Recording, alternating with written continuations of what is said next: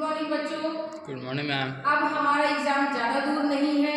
मैं केवल अब एग्जाम के 24 घंटे पहले की बेस्ट मोटिवेशनल स्ट्रेटजी आप सबको बताना चाहती हूँ कि किस तरीके से हम एग्जाम में ज़्यादा नंबर लेके आते हैं, कैसे बच्चों को इस 24 घंटे में हमको ट्रीट करना है, कैसे हमको बच्चों को समझाना है।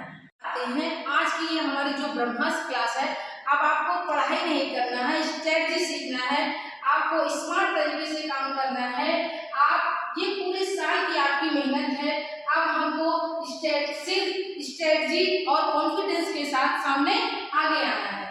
ब्रह्मास्त्र क्लास आपके लिए है। ये फिजिकल एजुकेशन का पेपर मात्र 24 घंटे दूर है अब आपसे। अब हम पढ़ाई नहीं करेंगे बल्कि स्ट्रेटजी सीखेंगे जिससे हम अपने एग्जाम में ज़्यादा से ज़्यादा मार्क्स को ला सके। एग्जाम के 3 नियम होते हैं। पहला क्या है? पहला आपको टाइम मैनेजमेंट करना है कि 3 आवर्स के हम कैसे मैनेज करेंगे। उसके बाद हम उसका प्रेजेंटेशन देंगे, उसको लिखेंगे किस वे में। उसके बाद कीवर्ड्स, हमारे मेन कीवर्ड्स क्या क्या है एग्जाम में, हम इसमें जानेंगे आज की इस ब्रह्मास्त्र क्लास में। आते हैं सेक्शन वाइज, हम टाइम डिवीजन करेंगे। पहला हमारा जो 1 से 18 तक का क्वेश्चन जो रहेगा वो एमसीक्यू बेस रहेगा, जिसमें हमको ज़्यादा समय नहीं, ओनली 15 मिनट देंगे। जल्दी सही प्रश्न को पढ़कर उसका ऑप्शन देंगे, आंसर देंगे और उसमें जो ज़्यादा समय लगता है उसको छोड़ देंगे, बाद में करेंगे। ज़्यादा समय ना बर्बाद करके डाउट वाले क्वेश्चन को बाद में रखेंगे। अब आते हैं अति लघुत्तरीय क्वेश्चन में। अति लघुत्तरीय क्वेश्चन में हम 10 से 12 या 15 मिनट का समय देंगे, जिसमें हम मीनिंग्स लिखेंगे, डेफिनेशन लिखेंगे, 1-2 लाइन में मेन सटीक आंसर लिखेंगे। इसमें क्वेश्चन को ज़्यादा बड़ा करने की जरूरत नहीं है, केवल हम सीधे पॉइंट को रिटेन करेंगे। अब आते हैं हम 60 क्वेश्चन में, जिसमें हमको 30 से 35 मिनट का ही समय देना है। उसमें हेडिंग्स लिखना है और हेडिंग्स में 3 से 5 पॉइंट तक उत्तर में देना है। Diagram is a must important.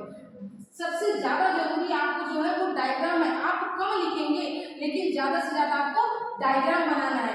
एक डायग्राम आपके 100 शब्दों की व्याख्या करेगा, इसलिए बच्चों आप सभी को डायग्राम जरूर बनाना है। आगे आते हैं केस स्टडी के क्वेश्चन में।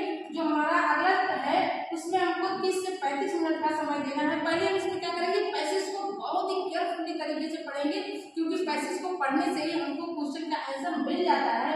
उसके बाद कीवर्ड पकड़कर उसको उसके आंसर को देंगे। फिर उसके बाद एग्जाम्पल देखेंगे कि किस किस का उदाहरण इसमें दिया गया है। अब आते हैं हम लॉन्ग क्वेश्चन की तरफ। मैं आपको एक गोल्डन रूल बताती हूँ, जिसमें आप सबसे पहले प्रश्न जो आपको सबसे इजी वे में लग रहा है आप उसको सॉल्व करेंगे। उसके बाद आंसर को आपको सबसे साफ सुथरा और पॉइंट में लिखना है और आपको समय देख कर ही क्वेश्चन को लिखना है। एक ही प्रश्न अगर नहीं आ रहा तो जबरदस्ती उस पर समय ना वेस्ट करते हुए अगले क्वेश्चन का आंसर लिखेंगे, जिससे हमारा समय बचेगा। और उसके बाद हम क्या करेंगे, जो क्वेश्चन को नहीं आ रहा उसको बार बार हम लास्ट में जाके करेंगे। और क्वेश्चन को लिखने के लिए एक लंबा पैराग्राफ तैयार नहीं करेंगे, पॉइंट वाइज पॉइंट करेंगे। और मैं लास्ट में फिर एक बार बच्चों को बोलना चाहती हूँ कि आप पिक्चर को ड्रा जरूर करें, फ्लॉप चार्ट बनाएं, that is the most important in your answer sheet. अब आते हैं कॉमन मिस्टेक जो आप करते हैं, जो बच्चे कर देते हैं, जिससे उनका समय कम पड़ जाता है। पूरा पैराग्राफ लिखना, ये वो क्वेश्चन जो नहीं पूछा जाता वो भी वो लिख देते हैं, फिर क्वेश्चन को बिना समझे उसका आंसर लिखने लगते हैं और आंसर को बहुत लंबा लिखते हैं, जिसके कारण उनका समय ज़्यादा लगता है। वो पूरे क्वेश्चन को भी नहीं कर पाते हैं और क्या करते हैं, उनका क्वेश्चन छूट भी जाता है और उनको अच्छा नंबर नहीं मिल पाता है। कॉमन मिस्टेक, ठीक। फिजिकल एजुकेशन में एक ऐसा जो है एग्जाम में 60+ कैसे लाना है, इसके 10 सीक्रेट रूल्स कैसे, ट्रिक कैसे जानेंगे। कि पहला क्वेश्चन में की डिमांड को समझे कि क्वेश्चन में पूछा क्या जा रहा है। फिर जितना पूछा जाए आपको उतना ही लिखना है, ज़्यादा लिखने की जरूरत नहीं है, एक्स्ट्रा आपको कहानी नहीं बनाना है। दूसरा क्या है, कीवर्ड्स की ही मार्क्स दिलाता है, यानी कीवर्ड्स जो अच्छा कीवर्ड्स आपके पास है आप उसको क्या करेंगे, आगे लिखेंगे। फिर इम्पोर्टेंट शब्द जरूर लिखें, जैसे WHO की गाइडलाइंस लिखना हो गया, फ्लेक्सिबिलिटी हो गया, एंड्योरेंस हो गया, ट्रेनिंग हो गया, योगा हो गया। इसमें क्या करेंगे, इसमें आपको फिक्सर ज़्यादा से ज़्यादा चार्ट लगाना है अच्छे से अच्छे। उसके बाद तीसरा पॉइंट है कि पॉइंट की संख्या मार्क्स के बराबर है, यानी कि जैसे आपको 3 नंबर का क्वेश्चन है तो उसमें आपको 3 पॉइंट लिखना है, आपको 5 नंबर का है तो कम से कम 5 पॉइंट तो लिखना ही लिखना है। पॉइंट अंदर से 10 हेडिंग डालना है, इससे कम नहीं हो सकता, ज़्यादा भले हो सकता है।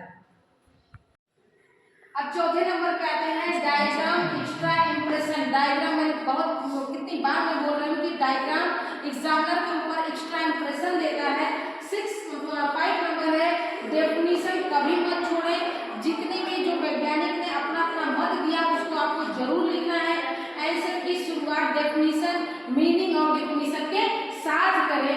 6वां नंबर है इंट्रोडक्शन को छोटा रखें। जो आप मीनिंग्स रख रहे हैं, जिसका परिचय जो दे रहे हैं क्वेश्चन का आंसर का, तो उसको आप छोटा रखें और सीधे मेन आंसर पर जाएं। 7वां पॉइंट है एग्जामिनर स्पीड से चेक करता है, इसके लिए आपको क्या लिखना है, हेडिंग्स डालना है और जो आपको मेन कीवर्ड या की पॉइंट मिल रहे हैं या जो आपको अच्छे शब्द, जो अच्छी लाइंस, जो सेंटेंस बना रहे हैं उसको अंडरलाइन करना है।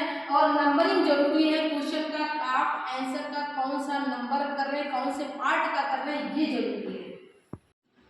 अब आते हैं 8वें नंबर पे कि केस स्टडी का ट्रिक करना है। कैसे केस स्टडी को हम सॉल्व करेंगे, पैसेज के शब्द ही आंसर में यूज करें, यानी जो पैसेज लिखा है हूबहू वही आपको कॉपी करने की जरूरत है अपनी भाषा में। फिर टाइम देकर केस स्टडी के क्वेश्चन को सॉल्व करना है। लॉन्ग क्वेश्चन में आपको ज्यादा समय नहीं देना है। आखिरी में 15 मिनट कॉपी चेकिंग के लिए अवश्य बचाएं, सारे बच्चों के लिए ये है। और 10वां आपका जो ट्रिक है मोटिवेशन का, इसी क्वेश्चन पहले सॉल्व करें, जिससे आपका कॉन्फिडेंस बढ़ेगा और समय भी बचेगा। बच्चों, अब हमारे ब्रह्मास्त्र क्लास का हमारा भी यही मैसेज है आपके लिए कि अब ये जो एग्जाम है एक माइंडसेट की जरूरत है, कॉन्फिडेंस की जरूरत है। अब आपको परफेक्ट बनने की जरूरत नहीं, स्मार्ट बनने की जरूरत है। स्मार्ट वे से आप अपना काम करिए, आपके कॉन्फिडेंस से लिखा हुआ सारा आंसर सही होगा।